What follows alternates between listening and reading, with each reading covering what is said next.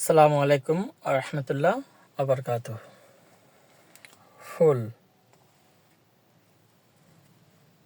ভালোবাসার না এমন কোনো মানুষ নাই বললেই চলে।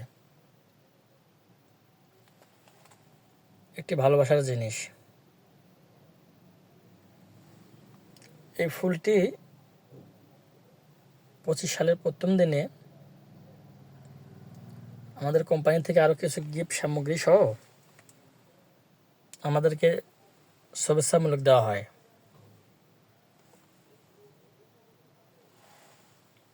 একটু যত্ন করেছিলাম, এখন আলহামদুলিল্লাহ ভালো আছে। আজকে 4 তারিখ। আমার মনে হয় এটা আরও কিছুদিন ভালো থাকবে যদি এভাবে রাখা যায়। তো ভালোবাসার জিনিসকে যত্ন নিলে সেখান থেকে অনেক বেশি দিন উপকৃত হওয়া যায়।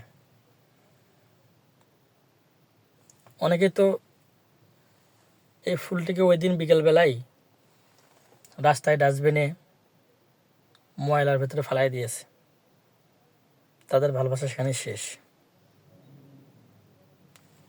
যত্ন করে রেখেছিলাম, এখন আলহামদুলিল্লাহ ভালো আছে, সুবাস দিচ্ছে। এতটুকু এখান থেকে বুঝলাম, আমাদের ভালোবাসার জিনিসগুলোকে একটু যত্নে রাখলে সেখান থেকে অনেক বেশি দিন উপকৃত হওয়া যাবে বা যায়।